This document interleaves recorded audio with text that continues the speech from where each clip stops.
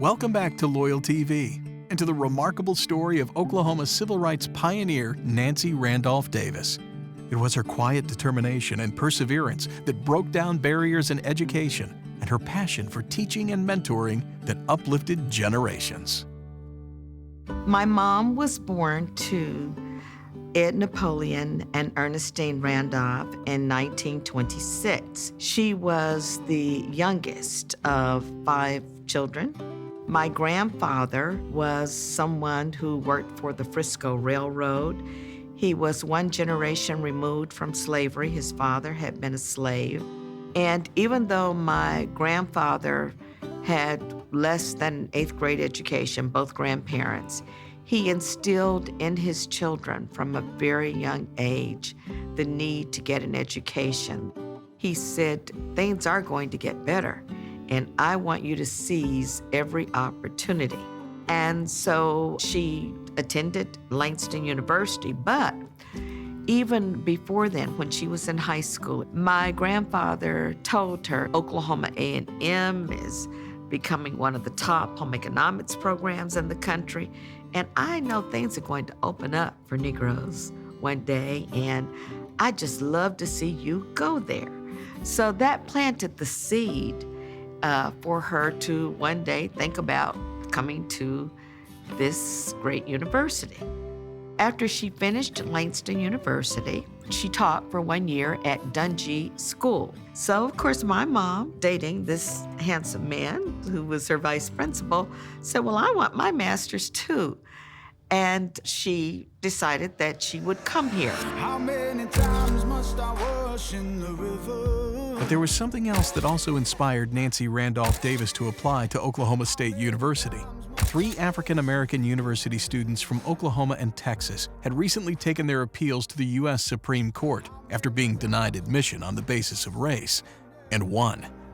One such student was Davis's schoolmate at Langston University, Ada Lois Sipule Fisher, whose case was successfully litigated by future Supreme Court Justice Thurgood Marshall, making her the first African-American to enter the University of Oklahoma School of Law.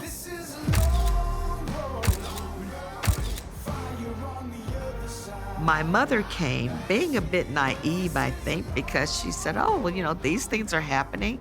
Then it's time for me to go to OSU, or Oklahoma A&M, as it was called. She was told, however, that she could not enter, that blacks were just not ready, that the university would not accept her. And furthermore, she was told that the white students would not accept her, and that it just would create too much confusion. Well, remember, I said that my mom was determined. She was not to be deterred when she felt that she should have the right to do something. So after being denied twice, eventually she was able to enter Oklahoma State University.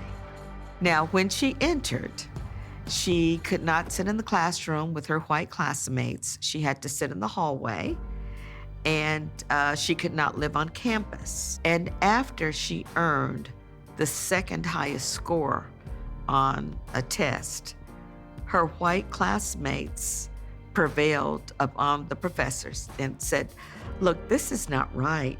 Nancy should be allowed to sit in the classroom with us. And the professor said it's the law that she has to be on the outside. And furthermore, there were people who would come around. So if the institutions were not adhering to that, they were fined. So it was the young people, it was her classmates that insisted, I don't care what the law is, Nancy should be able to sit in the classroom with us.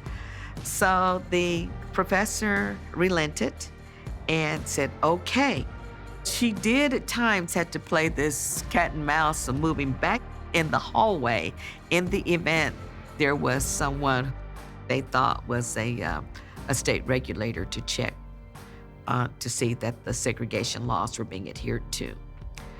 But she still didn't quite get to sit with her classmates. She sat in an enclosed office nook. After the first summer, when she came back, then she was allowed to sit with her classmates. My mother praised her classmates.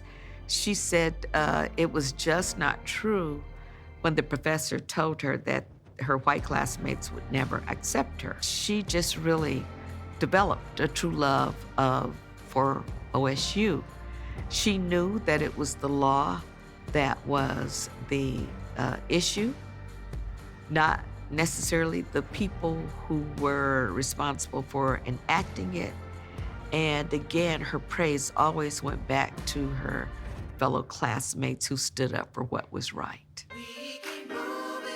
Nancy Randolph Davis used the degree she worked so hard for to teach for 43 years, both at the all-black Dungy School, then at Star Spencer High School after desegregation. But her passion for working with young people extended beyond the classroom as a civil rights activist, community organizer, and in her church. While her profile was more behind the scenes than other prominent Oklahoma civil rights figures, she fought just as hard for equality, influencing generations of young Oklahomans. And I think this is what touches me about my mother, is that she always pushed others. She worked with civil rights leader Clara Looper. They were just like sisters. On Monday nights, Mrs. Looper, along with my mother and some other advisors, would meet with young people at the Freedom Center and train them in leadership and public speaking and writing, also home economic skills. Mother would often have cooking and sewing classes there.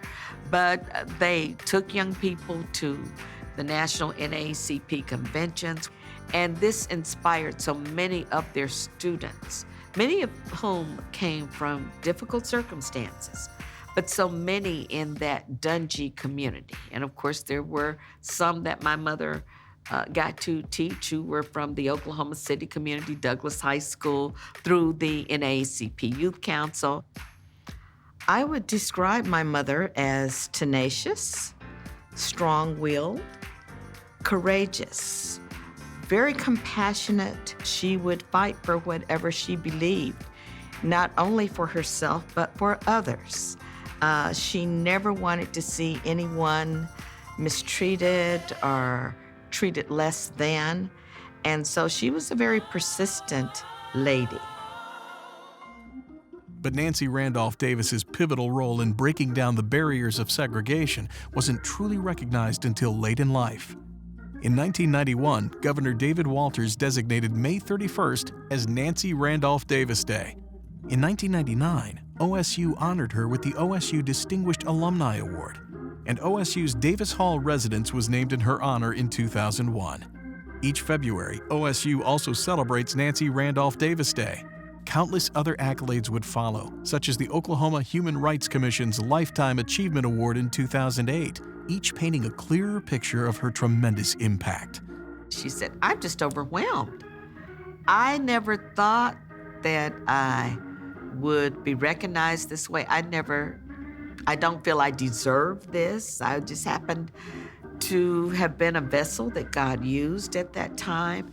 So she felt humbled. My mother and her family were hardworking people. They were very spiritual people. Her grandfather was a slave, Archie Randolph. I just feel if they could come back and talk to us now, they would say, this is why we often endured some of the most inhumane treatment for centuries, because we knew that things would get better.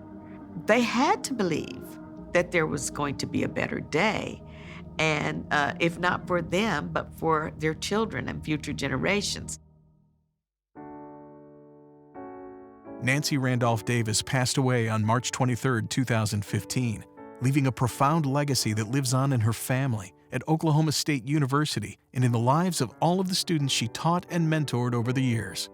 In 2018, she was posthumously inducted into the OSU Hall of Fame, the highest honor bestowed by the university. Thank you for joining us. Come back again for the best Oklahoma stories you've never heard, right here on LoyalTV.